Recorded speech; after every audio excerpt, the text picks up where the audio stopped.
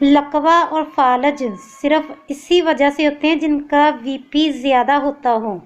तो बीपी को कंट्रोल रखना चाहिए। जिनको शुगर हो, बीपी का मसला हो, उनको लकवा और फालज की शिकायत भी हो सकती है। तो लकवा और फालज से बचने के लिए अपने बीपी को कंट्रोल में रखें। बीपी पर भी मैंने एक वीडियो बनाई है, तो इसका लिंक मैं डिस्क्रिप्शन में दे दूँगी। अगर वो भी आप देखना चाहें तो वो ज़रूर देखें, उस वजीफे पर भी अमल करें ताकि आपका ब्लड प्रेशर कंट्रोल में रहे और बाद में आप ज़्यादा बीमारियों से बच सकें।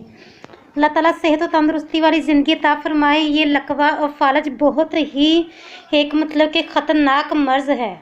जिनको लग जाता है वो उठने बैठने हिलने जुलने से भी माजूर हो जाता है, समझ लें कि दूसरे का मोहताज हो जाता है। ये फालज इतना कि ख़तरनाक मर्ज़ है। अल्लाह ताला इस मर्ज़ से बचाए, किसी का मोहताज ना करे, तंदुरुस्ती वाली ज़िंदगी अता फरमाए। तो लकवा और फालज से बचने के लिए अपने बीपी, अपने ब्लड प्रेशर को कंट्रोल में रखें। जिनको ब्लड प्रेशर है, शुगर है, वो डेली वॉक करें। ज़्यादा चिकनाई वाली चीज़ें बिल्कुल भी इस्तेमाल ना करें और कि शुगर, मीठी चीज़ों से परहेज़ करें।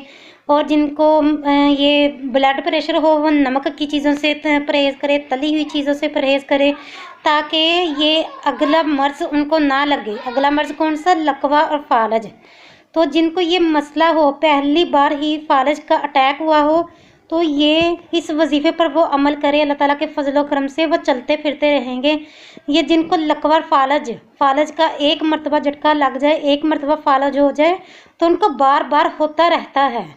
खुदा न खास्ता बाज़ औक़ात तो इतना ख़तरनाक झटका लगता है कि वो चारपाई पर लेट ही जाते हैं। कि इतना दर्दनाक, इतना बड़ा झटका कि उनको लगता है कि वो चारपाई पर ही लेट जाते हैं। वो बेड रेस्ट डॉक्टर उनको बता देते हैं। वो हिलने जुलने से भी माजूर हो जाते हैं।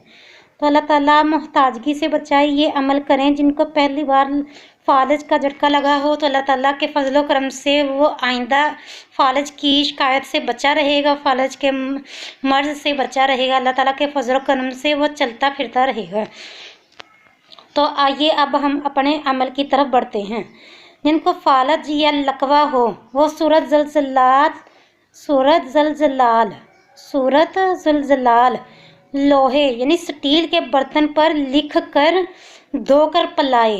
जिनको ये मर्ज़ हो कोई और लिख दे, अगर वो खुद लिखने के काबिल हो तो वो खुद लिख ले। एक बर्तन पर लिख लेनी है, प्लेट पर लिख के रख लें और एक कि किसी बड़े बर्तन में लिख के रख लें। उसमें पानी डाल के आपने पीते रहना है। वही जो प्लेट पर लिखी है उसे आपने देखना है।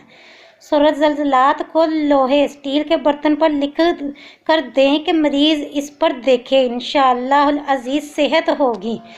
एक बर्तन पर आप लिख के रख लें कि मरीज़ उसे देखता रहे और दूसरे बर्तन पर लिख के रख लें कि उसमें पानी डालकर मरीज़ पीता रहे। अगर मरीज़ खुद लिखने के काबिल ना हो तो कोई और उससे लिख कर दे कि वो उस पर देखता रहे और एक बर्तन में पानी डालकर उसमें पानी पीता रहे। अल्लाह ताला के फजल करम से बहुत जल्द वो सेहत याब हो जाएगा और दोबारा फालज की शिकायत से बचा रहेगा। अल्लाह ताला सबको अपने हिफ्ज़ व ईमान में रखें, सेहत और तंदुरुस्ती वाली ज़िंदगी अता फरमाए। आप हमें दुआ में याद रखें, हम आपके लिए दुआ गो हैं। मिलते हैं नेक्स्ट वीडियो में, तब तक के लिए आपसे इजाज़त चाहती हूँ। खुदा हाफ़िज़।